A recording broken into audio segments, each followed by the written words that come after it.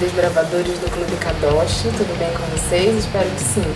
Bem, galera, eu sou Luciana Rodrigues, sou licenciada em Biologia pelo IFPA. Estou aqui hoje para compartilhar com vocês um pouquinho de conhecimento sobre as bactérias, esses seres microscópicos, sobre os quais vocês terão que apresentar um relatório muito importante. Então vamos lá aprender um pouquinho sobre elas? Bom, galerinha, todos os seres vivos que habitam o nosso planeta, eles estão divididos em 5 reinos e em 3 domínios, tá bom? E as bactérias fazem parte do reino Monera e do domínio de 2 domínios, Arquea e Bactéria. E a principal característica que define esses seres microscópicos é o fato deles serem procariontes. Vocês sabem o que significa procariontes? Bem, galera, procarionte significa que o material genético da bactéria, ele não está delimitado por uma membrana que o envolva e o separe das demais organelas do citoplasma. Ele está todo disperso no citoplasma, ok? Então essa é a principal característica que define esses organismos, tá bom? Inclusive os 4 outros reinos, eles são constituídos por seres eucariontes. Então essa é a característica mais marcante desses micro-organismos que fazem parte do reino Monera. Uma outra característica importante das bactérias é que elas são seres unicelulares. Isso significa que elas apresentam-se em uma única célula, tudo bem?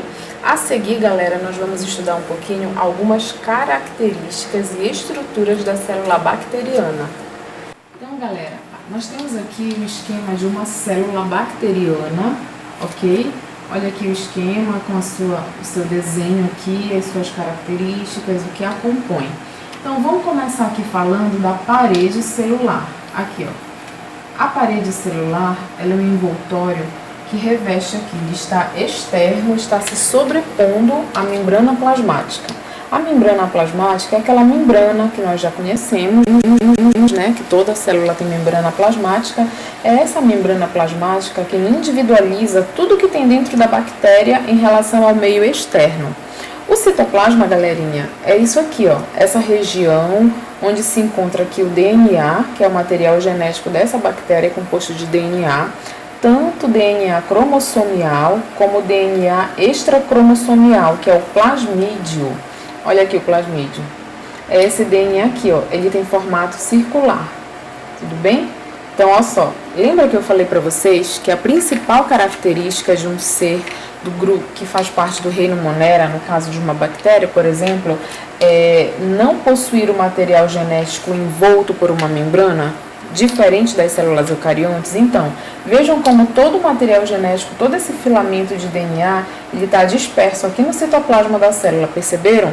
Olha aqui o plasmídio, ele também se encontra todo misturado aqui, ele não tem uma delimitação, não existe uma cariomembrana protegendo e individualizando esse material. Tudo bem? Nenhum ser, nenhum micro-organismo que faça parte aqui do grupo dos moneras, eles vão possuir organelas membranosas, tudo bem, galera? Esse aqui é o plasmídio, que eu já falei para vocês, que é o DNA extracromossomial. Ele também está relacionado com a resistência, né, a antibióticos que algumas bactérias possuem. E aqui nós temos as fímbrias, que são como se fossem esses pelinhos aqui que as bactérias possuem, tudo bem?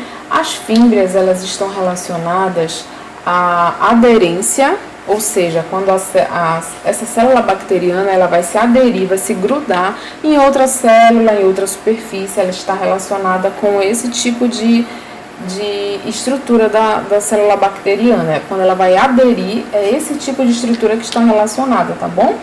E nós temos aqui também o flagelo, que é como se fosse esse formato de cauda aqui, ele é semelhante a uma cauda.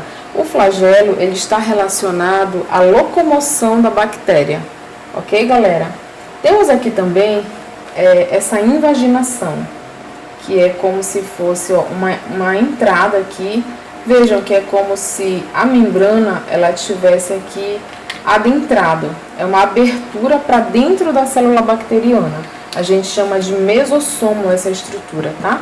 E alguns estudiosos afirmam que ela está relacionada com o processo de respiração da célula bacteriana. Vejamos se falta falar de alguma coisa. Temos também aqui a parede celular, que é mais externa que a célula, ela está relacionada com a proteção da célula bacteriana. Por quê? A célula bacteriana, ela não possui citoesqueleto, ela não possui nada que possa garantir o seu formato. Então, a parede celular, por ser muito rígida, por ser espessa, ela faz com que a célula tenha essa projeção. Tudo bem? Que na célula eucarionte seria responsável, por exemplo, os centríolos e o citoesqueleto. Então, vamos agora para a terceira pergunta. Vamos lá, continuando então, galera, agora que você já conhece a estrutura de uma célula bacteriana, nós vamos falar um pouquinho sobre as formas das células bacterianas. Então, a primeira são os cocos. Elas têm esse nome, inclusive, porque tem formato arredondado. Então, o primeiro formato é o de cocos, o segundo são os bacilos, que nos lembram bastonetes, um formato um pouco cilíndrico, né? Lembra mais ou menos de um grão de feijão um pouco mais esticado, mais ou menos assim. E as células que têm esse formato são chamadas de bacilos, como o bacilo de Koch, por exemplo. O terceiro formato são os espirilos ou espiroquetas. Inclusive, eu trouxe aqui esse macarrão só para ilustrar para vocês o formato, tá? Porque a principal característica desse tipo de célula bacteriana seria o formato helicoidal.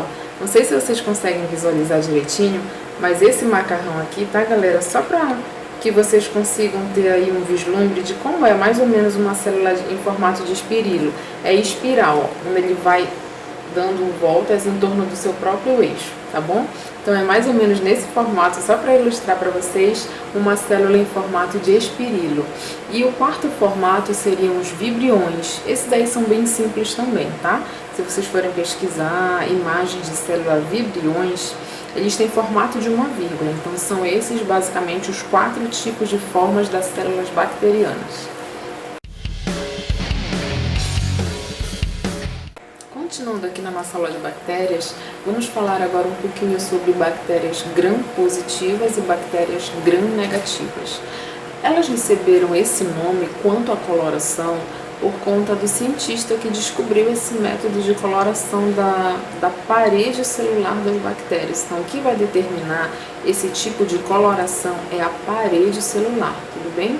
Então, as gram-positivas.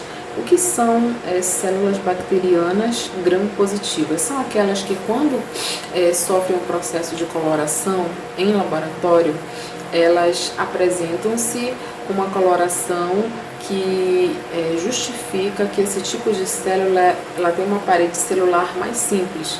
E esse tipo de célula que apresenta a parede celular com esse tipo de coloração, elas são menos resistentes a antibióticos, o que as difere, por exemplo, das células gram-negativas. As gram-negativas, elas têm a parede celular mais complexa do que as gram-positivas e elas são muito mais resistentes a antibióticos, tudo bem? E agora, quanto à reprodução da célula bacteriana, nós temos 2 tipos de reprodução, a reprodução assexuada e a reprodução sexuada.